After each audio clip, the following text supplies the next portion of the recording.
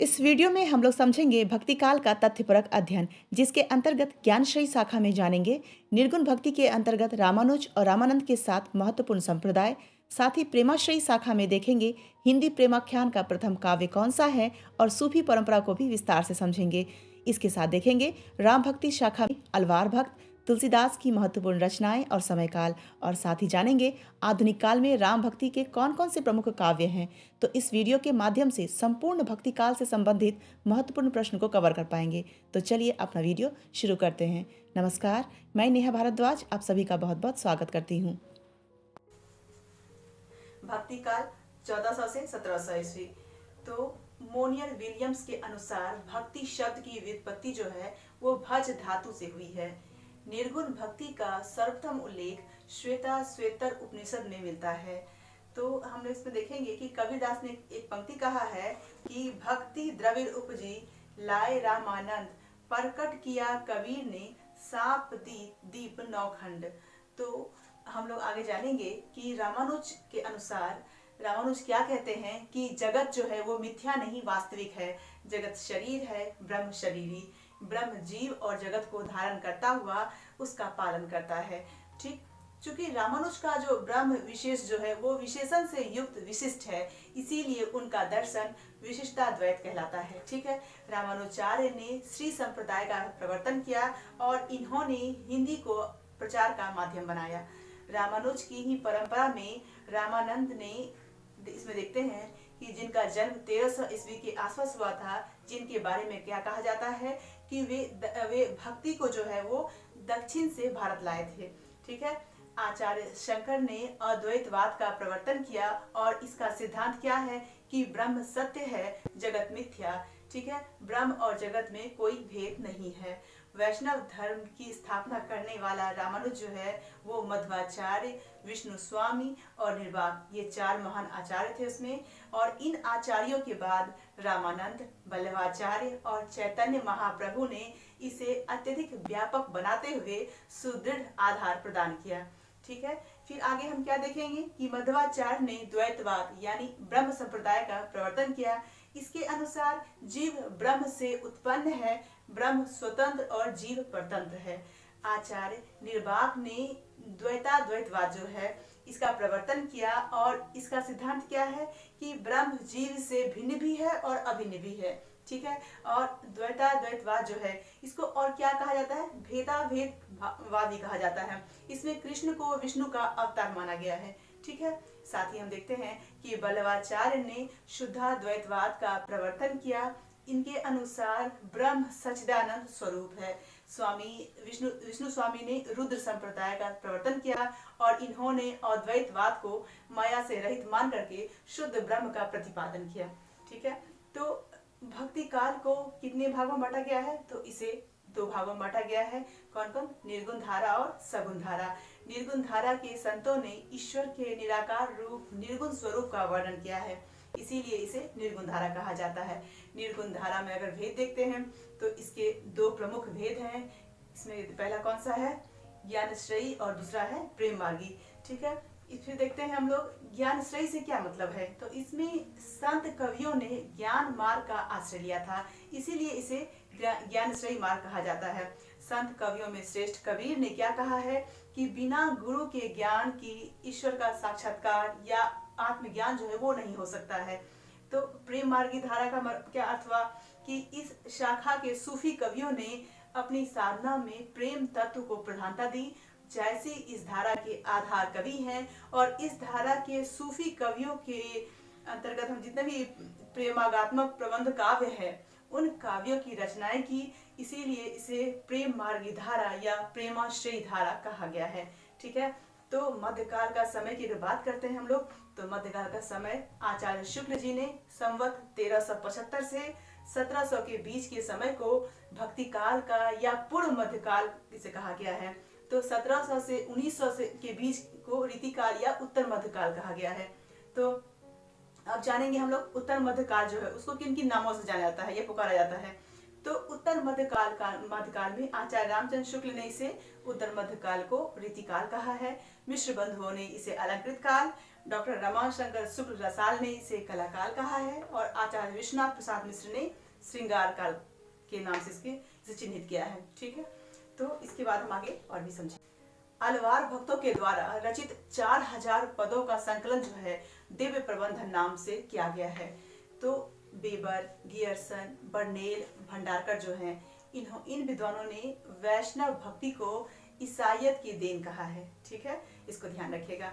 तो आचार्य रामचंद्र शुक्ल ने भक्ति को धर्म का रसात्मक रूप भी कहा है। उन्होंने इसे इस्लामी आक्रमण से पराजित हिंदू जनता की असहाय और निराश मनस्थिति जो है उससे जोड़ा था इसे। पंडित हजारी प्रसाद द्विवेदी ने भक्ति आंदोलन को भारतीय चिंताधारा का स्वाभाविक विकास माना है। ठीक है, तो भक्ति काल में किस प्रकार से हम देखते हैं कि हर कवि ने कितने अपनी अपनी बात रखी है। इसमें देखेंगे डॉक्टर श्याम सुंदर दास ने भक्ति काल को हिंदी साहित्य का स्वर्ण युग कहा है। तो डॉक्टर रामविलास शर्मा ने भक्ति काल को लोक जागरण नाम से पुकारा है। आचार्य हजारी प्रसाद ने भक्ति आंदोलन को लोक जागरण की संज्ञा दी है। ठीक है, तो आचार्य रामचंद्र शुक्ल ने भक्ति काल की समय सीमा संवत 1375 से 1700 निर्धारित की है। भक्ति की दो धाराएं जो हम पहले भी जान चुके हैं, निर्गुण धारा और सगुण धारा। ठीक है, लेकिन दोनों प्रकार की भक्ति जो है इसका क्या लक्षण या विषय क्या है इसका है, तो भगवत विषय जो है इसके गुण है इसके। ठीक है, इसके बाद देखते हैं हिंदी में निर्गुण भक्ति की अभिव्यक्ति जो है सबसे पहले महाराष्ट्र के संत नामदेव की रचनाओं में मिलती है। इन्होंने ऐसे भक्ति मार्ग की ओर संकेत किया था जो हिंदू और मुसलमान दोनों के लिए या दोनों को अपनाना आसान था। ठीक है, तो संत नामदेव ने पहले सगुणोपासक थे, बाद में ज्ञानदेव के संपर्क में आकर के नाथ पंथ में आए और निर्गुणोपासक बन गए। यही कारण है कि नामदेव की रचनाएं जो है सगुणोपासना और निर्गुणोपासना जो है दोनों में संबंधित है। ठीक है, तो फिर जानेंगे गुरु ग्रंथ साहब के विषय में। तो गुरु ग्रंथ साहब ने नामदेव के 60 से अधिक पद जो है उसमें देखे जा सकते हैं। ठीक है, तो नामदेव ने निर्गुण ब्रह्म का वर्णन करने के साथ साथ कई कर्म कांडों और ब्रह्मचारों जो हैं उसका भी खंडन किया है। इन्होंने प्रभु राम स्मरण को अधिक महत्व दिया है। ठीक है, रामानुजाचार्य ने केवल विष्णु या नारायण की भक्ति की है, उसके ज्ञान पर जोर दिया है, जबकि रामानंद ने राम की भक्ति का प्रचार किया है। रामानंद की कौन शिष्य हैं, तो अनंतानंद है, कबीर, सुखानंद, सुरसुरानंद, फिर पद्मावती, पीपा, भावानंद, घना, सैन, फिर उसके ठीक है धना है, नरहरियानंद और योगानंद जो है। ठीक है, इसका उल्लेख कहाँ कहाँ मिलता है, तो नाभादास की कृत भक्तमाल में मिलता है। ठीक है, तो रामानंद जो है वो वैष्णव थे और उन्होंने श्री संप्रदाय के सिद्धांत को मानते हुए वर्णाश्रम बंधन को समाप्त कर दिया था।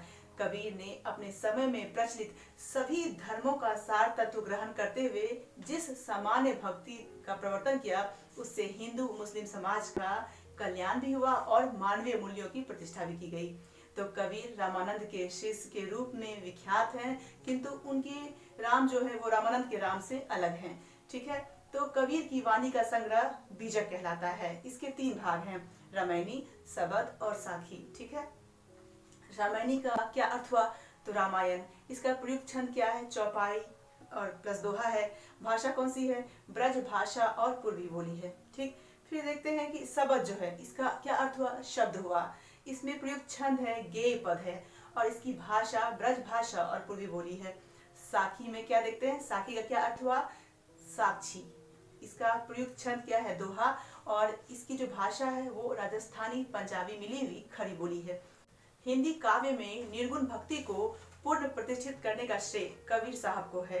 कबीर के काव्य का संकलन उनके शिष्य धर्मदास ने बीजक नाम से किया था, अब कबीर ग्रंथावली में उपलब्ध है। डॉक्टर श्याम सुंदर दास ने कबीर की भाषा को पंचमेल खिचड़ी कहा है।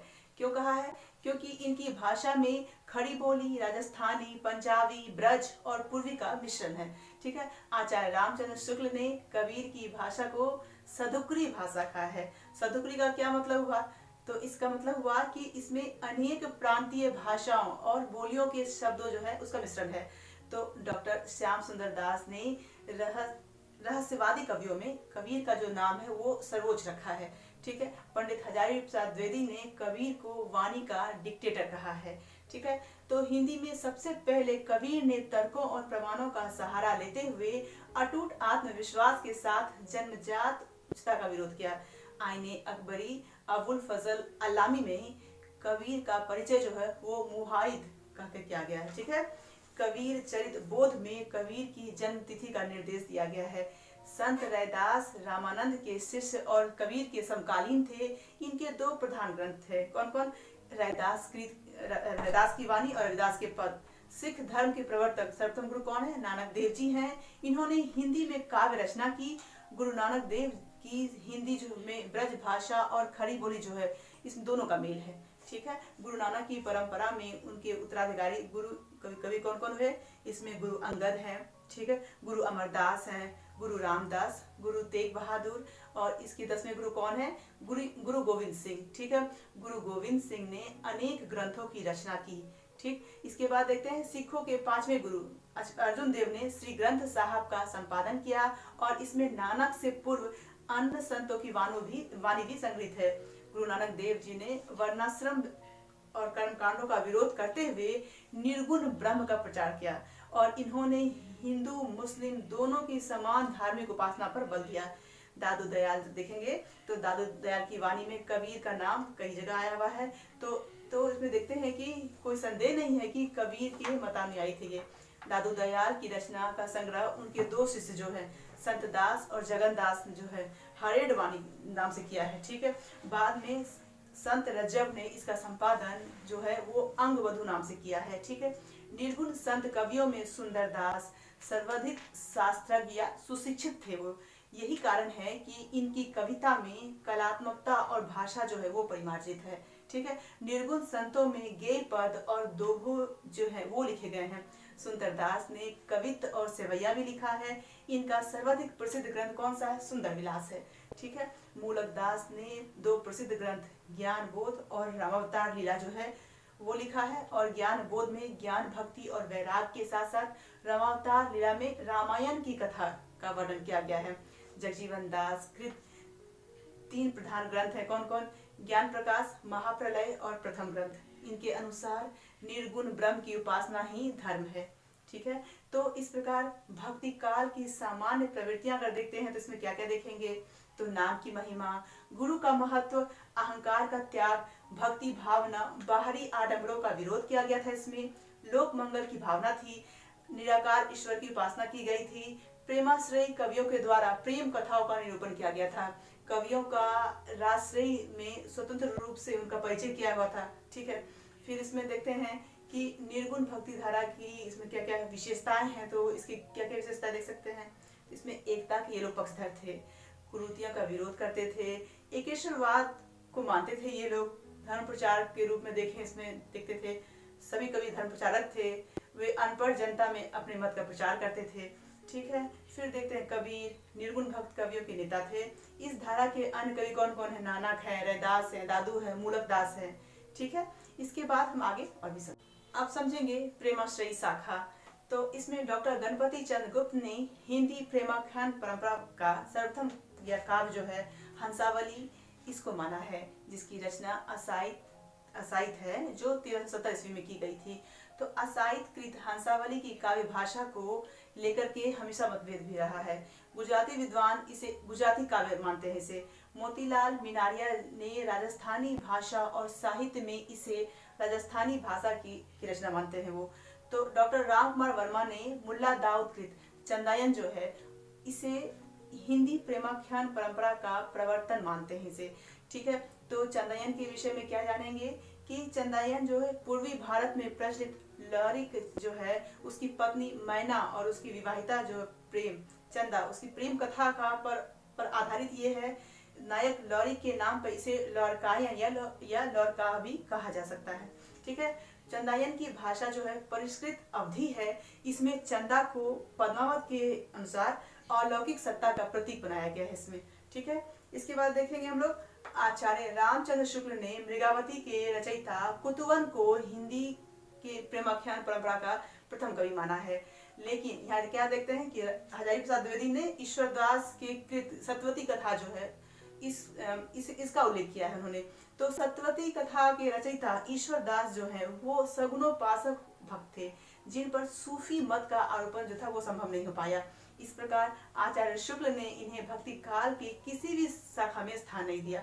ठीक है, तो सत्यवती कथा सौंदर्य, प्रेम, विरह, तत्कालीन भाषा का उल्लेख इसमें, अवधि भाषा, दोहा चौपाई शैली, इसकी दृष्टि से हिंदी प्रेमाख्यान परंपरा का उच्च कोटि का काव्य है। गणपति कृत माधवानल कामकंदला में केवल दोहों का प्रयोग हुआ है। हिंदी में सूफी काव्य परंपरा के सर्वश्रेष्ठ कवि कौन हैं? तो मलिक मोहम्मद जैसी हैं और इनकी 3 रचनाएं हैं, अखरावट, आखिरी कलाम और पद्मावत। ठीक है, तो आचार्य शुक्ल के अनुसार पद्मावत की कथा का पूर्वार्ध जो है वो कल्पित है और उत्तरार्ध जो है वो ऐतिहासिक रूप से है। आचार्य रामचंद्र शुक्ल ने क्या लिखा है कि कबीर ने केवल भिन्न प्रतीत होती हुई परोक्ष सत्ता की एकता का आभास दिया था, प्रत्यक्ष जीवन की एकता का दृश्य सामने रखने की आवश्यकता बनी, यह जायसी के द्वारा ही पूरी हुई। तो पद्मावत में क्या इसमें अखरावट में देखेंगे, अखरावट में देवनागरी वर्णमाला के एक एक वर्ण जो अक्षर जो है उसको लेकर के सैद्धांतिक बातें कही गई है। आखिरी कलाम में कयामत का वर्णन है। पद्मावत में जैसी इसमें देखा जाए, इसमें जैसी के ये यश का आधार है। इसका रचना काल 1520 यानी 927 हिजरी के आसपास है। पद्मावत में चित्तौड़ के राजा रत्नसेन और सिंघल द्वीप की राजकुमारी पद्मावती के प्रेम, विवाह और विवाह जीवन का जो जीवन है उसका चित्रण बहुत मार्मिक रूप से किया गया है। पद्मावत प्रेम की पीढ़ी का व्यंजना करने वाला एक प्रबंध काव्य है और यह दोहा चौपाई में निबद्ध क्या कौन सी शैली में? मसनवी शैली लिखा हुआ है। ठीक है, तो इसकी भूमिका विशद और उदात्त है। ठीक है, पद्मावत में पद्मिनी परम सत्ता की प्रतीक है, रत्नसेन जो है वो साधक है, राघव चेतन है शैतान का, और कथा जो है वो लौकिक धरातल पर चलने के साथ साथ लोकोत्तर अर्थ की भूमि पर भी चलती है। इस प्रकार पद्मावत को प्रतीकात्मक काव्य भी कहा जाता है। ठीक है, अब आगे क्या समझेंगे हम लोग। विजयदेव नारायण शाही ने पद्मावत को हिंदी में अपने ढंग की अकेली ट्रेजिक कृति कहा है। पद्मावत का नागमती वियोग खंड जो है वो हिंदी साहित्य की अनुपम निधि है। ठीक है, पद्मावत की भाषा विशुद्ध अवधि है, तत्सम शब्दों का इसमें प्रयोग जो है वो नहीं देखा जा गया है इसमें। ठीक है, तो पद्मावत में भारतीय कथा काव्य की प्राय मुख्य रूप से सभी रूढ़ियों और प्रवृत्तियों का निरूपण जो है वो सफलतापूर्वक किया गया है। तो अब क्या देखेंगे हम लोग, चित्रावली। तो चित्रावली के रचयिता उस्मान ने अपनी रचना का उद्देश्य अमर होने की इच्छा पूर्ति करना बतलाया है। ठीक है, उस्मान कृत चित्रावली में नेपाल के राजकुमार सुजान और रूपनगर की राजकुमारी चित्रावली की प्रेम कथा का वर्णन है।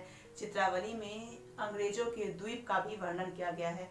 ठीक है, पुकर कृत देखेंगे रस रतन में राजकुमारी रंभा और सोम के प्रेम का निरूपण किया गया है। तो हिंदी प्रेमाख्यान परंपरा के अन्य कवि कौन कौन हैं? तो मंझन है, मधुमालती, कुशवलाल ढोला मारूरा दुहा है। ठीक है, मधवानल, कामकंदला। ठीक है, जैन श्रावक जटमल जो है प्रेम विलास, प्रेमलता की कथा, नारायण दास छिताई वार्ता, शेख नवी ज्ञानदीप, नरपति व्यास दल दमयंती, मुकुंद सिंह जो है नलचरित और जान कवि जो है। ठीक है, तो जान कवि जो है वो सर्वाधिक संख्या में प्रेमाख्यानों के रचयिता हैं और इन्होंने 78 काव्य ग्रंथों की रचना की है, जिनमें 29 जो है वो प्रेमाख्यान है। ठीक है, तो सूफी कवि नूर मोहम्मद ने अनुराग बांसुरी में दोहों की जगह पे बरवे का प्रयोग किया था। इसमें किसका प्रयोग किया? बरवे का। ठीक है, तो आचार्य शुक्ल ने नूर मोहम्मद कृत अनुराग बांसुरी की कुछ विशेषताएं जो है उसका उल्लेख किया है। इसमें क्या है? तो इसकी भाषा जो है सूफी रचनाओं में बहुत ही अधिक संस्कृत से गर्भित है। ये हिंदी भाषा के प्रति मुसलमानों का जो भाव है वो दिखता है इसमें। शरीर, जीवात्मा और मनोवृत्तियों को लेकर के पूरा इसको एक रूप देखा जा सकता है इसमें। और साथ ही इसमें क्या देखते हैं कि चौपाइयों के बीच बीच में दोहे की जगह पर क्या रखा गया है? बरवे रखा गया है इसमें। ठीक है, तो सगुन धारा के अंतर्गत राम भक्ति शाखा जो है इसको समझेंगे अब। तो इसमें क्या देखेंगे? वायु पुराण में राम की भावना विष्णु के अवतारों मानी गई है। महाभारत में अनुगीता के अंतर्गत विष्णु के 6 अवतारों का उल्लेख किया गया है, वाराह, नरसिंह, वामन, मत्स्य राम और कृष्ण। ठीक है, महाभारत के अरण्य पर्व में राम कथा का वर्णन किया गया है। राम भक्ति सर्वप्रथम दक्षिण से अलवार संतों की वाणी से प्रस्फुटित हुई और अलवार की संख्या कितनी थी? तो 12 थी। तो अलवार भक्तों ने षटकोप जो है उसको राम भक्ति का प्रथम कवि माना है। इनकी पुस्तक सहस्त्र गीत में राम की उपासना का उल्लेख किया गया है। ठीक है। फिर 7वें अलवार जो है कुलशेखर भी राम के भक्त थे। श्री संप्रदाय के आदि आचार्य रंगनाथ मुनि को राम भक्ति परंपरा का प्रथम आचार्य माना जाता है। श्री संप्रदाय में विष्णु और लक्ष्मी की उपासना की जाती थी। ठीक है। तो यहाँ पर क्या देखते हैं कि रामानुजाचार्य ने अद्वैत वेदांत का खंडन किया और विशिष्टता द्वैतवाद की स्थापना की, जिसके अनुसार ब्रह्म के ही अंश जगत के सारे प्राणी होते हैं। ठीक है। तो इसमें क्या देखते हैं कि अलवार जो है षटकोश के 5 पीढ़ी के पीछे रामानुजाचार्य हुए। रामानुजाचार्य को किसका अवतार माना जाता है? तो इसमें देखेंगे लक्ष्मण जो है शेषनाग, उसका अवतार माना जाता है। ठीक है। तो रामानुजाचार्य की 14वीं या 15वीं शिष्य परंपरा में सुप्रसिद्ध कौन थे? स्वामी रामानंद हुए थे। ठीक है। तो रामानंद हिंदी क्षेत्र के राम भक्त कवियों का संबंध रामानंद से है। रामानंद के 2 पद जो हैं गुरु ग्रंथ साहब में संकलित हैं। योग चिंतामणि इनकी रचना के रूप में प्रसिद्ध है और प्रामाणिक रूप से वैष्णव मताब्ज भास्कर जो है और रामाचरण पद्धति जो है ये संस्कृत भाषा में है। ठीक है। और साथ ही हम क्या देखते हैं कि रामानंद के गुरु का नाम क्या है? यहाँ राघवानंद है। ठीक है। तो हिंदी में राम काव्य के रूप को अगर देखते हैं तो इसमें पुरस्कारकर्ता किसको बताता है? रामानंद को माना जाता है। ठीक है। तो हजारी प्रसाद द्विवेदी ने क्या लिखा है कि मध्य युग की समग्र स्वाधीन चिंता के गुरु रामानंद ही थे। ठीक। तो हजारी प्रसाद द्विवेदी ने रामानंद को आकाश धर्मा गुरु भी कहा है। राघवानंद ने उत्तर भारत में राम भक्ति का प्रवर्तन किया, लेकिन इससे प्रतिष्ठित और प्रसारित इसको रामानंद ने किया था। ठीक है। तो रामानंद हिंदी में हनुमान जी की जो आरती है उसके रचयिता भी रामानंद है। और ये जो पंक्तियां हैं जो हम सभी गाते हैं या हम सभी सुने हुए हैं कि आरती कीजिए हनुमान लला की, दुष्ट दलन रघुनाथ कला की। ठीक है। आचार्य शुक्ल जी ने नूर मोहम्मद कृत इंद्रावती को सूफी आख्यान काव्यों में एक अखंडित और परंपरा की समाप्ति माना है उसे। आचार्य शुक्ल ने सूफी या प्रेम मार्गी शाखा का एकमात्र हिंदू कवि सूरदास नामक एक पंजाबी को माना है जो शाहजहां का समकालीन था और साथ ही उन्होंने नल दमयंती नामक प्रेम कथा भी लिखी। ठीक है। तो महत्वपूर्ण प्रेमाख्यान काव्य और उसके नायक नायिका में देखेंगे हम लोग तो चंदायन जो है उसमें लौरिक चंदा है। सत्यवती कथा में राजकुमारी सत्यवती और ऋतुपर्ण है इसमें राजकुमार। मृगावती में राजकुमार है और मृगावती है। पद्मावत में हम पहले भी जान चुके हैं रत्नसेन पद्मावती और पत्नी नागमती है। मधुमालती में मधुमालती मनोहर और प्रेमा ताराचंद है। ठीक। माधवानल कामकंदला में कामकंदला है और माधव है। रूप मंजरी में विवाहिता रूप मंजरी है और कृष्ण है। रतनसेन में रंभा है और सोमा है। ठीक है। तो सूफी शब्द का क्या अर्थ हुआ? तो सूफी का शब्द जो है वो सूफ या सफा शब्द से निकला है। सूफ का क्या अर्थ हुआ? ऊन, यानी सफा का अर्थ हुआ पवित्र। तो सूफी उन संतों का वाचक है जो ऊन या चोंगा पहनते हैं और पवित्रता का जीवन व्यतीत करते हैं। तो ईरान में सूफी मत का उदय जो हुआ वो मोहम्मद साहब से कुछ बार हो गया था। भारत में इसका विकास 12वीं शताब्दी में हुआ। इस समय देश में मुसलमानों का शासन था और वे हिंदू जनता पर अत्याचार करते थे। ऐसे समय में सूफी संतों ने हिंदुओं को लोक गाथाओं के आधार पर प्रेम काव्यों की रचना करके हिंदू मुसलमानों के बीच में प्रेम और सौहार्द का भाव जो है उसको भी जगा दिया। ठीक है। सूफी कवियों में देखेंगे तो इसमें कुतुबन का एक उदाहरण में हम लोग लिख सकते हैं कि रुक्मिणी पुनी वैसे ही मारी गई, कुलवंती सतसों सती भई, 12 वह भीतर वह होई, घर बाहर को रहे न जोई, विधि कर चरित न जाने आनू, जो सिरजा सो जानिनी आनू। ठीक है। उदाहरण में लिख सकते हैं। फिर है मंझन का एक उदाहरण देख सकते हैं। यहाँ पे एक दोहा है इनका कि देखा थी पहचानो तो ही, यही रूप जेहि चंद्र मोही, यही रूप बुत इहे छपाना, यही रूप सब सृष्टि आना। देख सकते हैं उदाहरण लिखा हुआ है। ठीक। पृथ्वीराज रासो में रावतार से संबंध में 38 छंदों में परशुराम के द्वारा क्षत्रियों के संहार, राजा दशरथ के घर राम लक्ष्मण भरत शत्रुघ्न के जन्म को लेकर के राम वन गमन, राम रावण युद्ध, सीता उद्धार, इस प्रकार के राम कथा के प्रमुख अंग जो है, प्रसंग जो वो वर्णित है। ठीक है, इसमें युग की प्रवृत्ति के अनुसार हनुमान, मेघनाथ, लक्ष्मण की वीरता का वर्णन भी किया गया है। ठीक है, ईश्वर दास कृत भरत मिलाप और अंगद पैज जो है वो तुलसी के रामचरितमानस के पूर्वाभास रूप में देखा जा सकता है। पूरी कथा दोहा चौपाई पद्धति में वर्णित है। तुलसी पूर्व राम कथा में संबंध देखेंगे तो जैन मुनियों की रचनाएं देखेंगे हैं, तो इसमें देखते हैं कि जैन मुनि में तो मुनिला वरायकृत जो है, मुनिला वरायकृत उन्होंने रावण मंदोदरी संवाद, फिर देखते हैं ब्रह्म जनिदास कृत जो है ये रामचरित यानी राम रास जो है, ये इस प्रकार के ग्रंथ इसमें लिखते थे ये। तो रामानंद की के ही शिष्य परंपरा में आने वाले गोस्वामी तुलसीदास जो हैं उनके द्वारा राम भक्ति को पूर्ण प्रतिष्ठा प्राप्त हुई और तुलसी रामानंद के शिष्य नरहरियानंद के शिष्य थे। किसके शिष्य थे? नरहरियानंद के शिष्य थे। ठीक है, तो वेणी माधव दास कृत मूल गोसाई चरित के साथ रघुवर दास कृत तुलसी चरित में तुलसीदास के जीवन का उल्लेख मिलता है। ठीक है, इन दोनों के अनुसार तुलसीदास का जन्म कब माना गया है? तो 1497 यानी 1497 में। लेकिन शिव सिंह सरोज के अनुसार तुलसी का जन्म 1526 ईस्वी में माना गया है। उसी प्रकार पंडित राम मुकुला द्विवेदी जो है उनके अनुसार इनका जन्म 1532 में माना गया।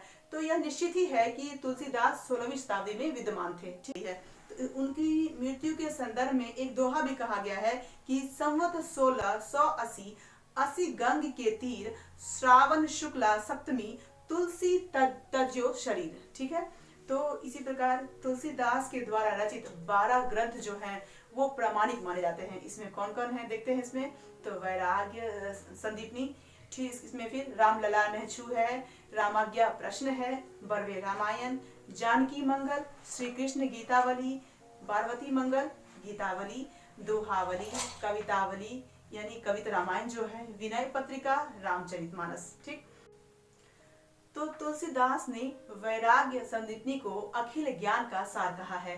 तुलसीदास ने रामचरितमानस की रचना संवत 1631 यानी 1554 ईस्वी के आरंभ की थी। जैसा कि एक उदाहरण में देख सकते हैं कि उन्होंने क्या लिखा है, एक दोहा लिखा है कि संवत 1631 करऊं कथा हरिपद धर सीसा। ठीक है, तो गोस्वामी तुलसीदास हिंदी के अत्यंत लोकप्रिय कवि हैं। उन्हें हिंदी का जातीय कवि भी कहा जाता है। उन्होंने अवधी और ब्रज भाषा में समान अधिकार से रचना की है। तुलसीदास ने वीर गाथा काव्य की छव्य पद्धति जो है, विद्यापति और सूरदास की गीत पद्धति, गंग आदि कवियों की कवित सेवैया पद्धति जो है, रहीम के समान दोहे और बरवे और जैसे की तरह दोहा चौपाई पद्धति में रचनाएं की। रामचरितमानस में 7 कांड हैं। इसमें कौन कौन है? तो बाल कांड है, अयोध्या कांड है, अरण्य कांड है, किष्किंधा कांड, सुंदर कांड, लंका कांड, उत्तर कांड। उत्तर कांड में देखेंगे तो ज्ञान और भक्ति जो है उसकी विवेचना की गई है इसमें। तो व्यक्तिगत एकांतिक अनुभूतियों की अभिव्यक्ति की दृष्टि से विनय पत्रिका जो है वो भक्ति काव्य में अनूठी है। इसमें 280 पद, भाषा ब्रज और शांत रस की प्रधानता है। तुलसीदास ने गीतावली और कवितावली में मुक्तकों में कथा कही है। इन दोनों कृतियों में 7-7 कांड हैं और इन मुक्तकों में एक साथ पढ़िए तो इसे प्रबंध काव्य सा लगता है ये, और इसको अलग अलग पढ़िए तो ये मुक्तक काव्य का एक आनंद सा, एक अनुभूति मिलती है इसमें। ठीक है, तो कवित रामायण जो है, कवितावली, ये कवित सेवैया शैली की रचना है। इसमें भी 7 कांड हैं। इसमें भी मुक्तक और प्रबंध काव्य का रूप देखा जा सकता है। ठीक है, रामाज्ञा प्रश्न में 7 सर्ग है, प्रत्येक सर्ग में 7 कोष्टक है और प्रत्येक कोष्टक में 7 दोहे है। तुलसीदास ने रामाज्ञा प्रश्न की रचना मात्र छंद घंटे में की थी। ठीक है, दोहावली में क्या देखते हैं? तुलसीदास के द्वारा समय समय पर लिखे गए 573 दोहा और 22 सौठा जो है वो संग्रहित है, यानी इसमें देखेंगे 573 दोहा। ठीक है, 22 सौठा लिखा गया है। वैराग्य संदीपनी में 64 दोहे यानी 64 दोहे और 2 सौठे और 14 चौपाइयां लिखी गई। इसमें इस ग्रंथ इस ग्रंथ को 4 भागों में बांटा गया है। मंगलाचरण, वस्तु संकेत, संत स्वभाव का वर्णन और संत महिमा का वर्णन और शांति वर्णन इसमें देखते हैं। गोस्वामी तुलसीदास ने बरवे रामायण की रचना रहीम के बरवे नाय का भेद से प्रभावित होकर की थी। बरवे रामायण 69 बरवे छंदों का एक छोटा सा ग्रंथ है। यह 7 भागों में विभक्त किया गया है और इनके हर एक भाग का विस्तार जो है वो अनुपात रहित है और उसमें मंगलाचरण नहीं है। इसमें पार्वती मंगल में शिव पार्वती विवाह वर्णित है। इसका आधार कालिदास कृत कुमार संभव है। ठीक है। जानकी मंगल का आधार क्या है? वाल्मीकि रामायण है। इसमें राम सीता विवाह का वर्णन किया गया है। रामला नहचो में 20 सोहर छंद अवधि भाषा के हैं। सूरदास कृत सुरसागर के नव स्कंध में राम कथा का वर्णन मिलता है। अगर हम गोस्वामी तुलसीदास की गुरु परंपरा का क्रम देखेंगे तो उसमें क्या देखेंगे? राघवानंद, रामानंद, अनंतानंद, नरहरियानंद यानी नरहरिदास, फिर तुलसीदास। ठीक है, तो इसको अच्छे से याद रखिएगा।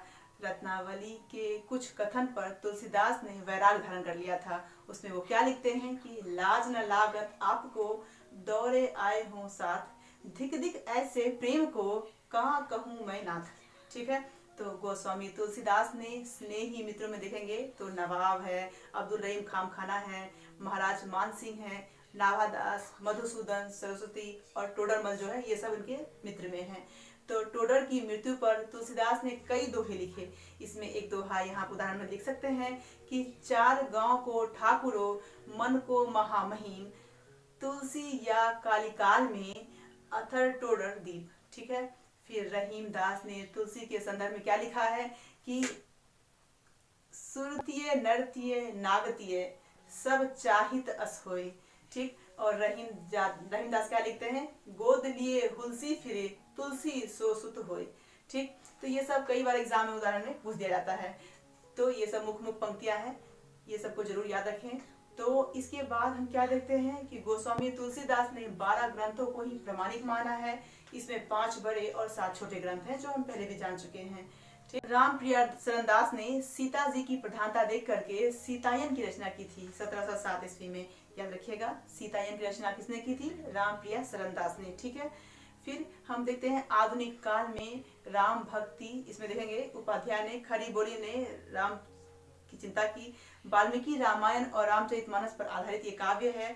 मैथिलीशरण गुप्त कृत साकेत और अयोध्या सिंह उपाध्याय अरियोध कृत वैदेही वनवास जो है इसमें राम काव्य परंपरा में महत्वपूर्ण स्थान रखता है। बलदेव प्रसाद मिश्र ने कौशल किशोर नामक महाकाव्य की रचना की जिसमें श्री रामचंद्र जी की किशोरावस्था का ही चित्रांकन किया हुआ है। ठीक, बलदेव प्रसाद मिश्र ने साकेत संत नामक प्रबंध काव्य की रचना की जिसमें भारत को नायक बना करके उनके चरित्र का अंकन किया गया है। साथ ही देखेंगे कि सूर्यकांत त्रिपाठी निराला जी ने राम की शक्ति पूजा की रचना करके राम काव्य परंपरा की एक नई दिशा उसको दे दी। इसमें जो नवीन राष्ट्रीय चेतना और शक्ति है उसका संचरण हुआ है वह अनुपम है। इसमें इस प्रकार की खास जानकारियाँ हमारे चैनल के माध्यम से आपको मिलती रहेगी। हमारे चैनल के साथ जुड़े रहें। आज के लिए इतना ही। धन्यवाद।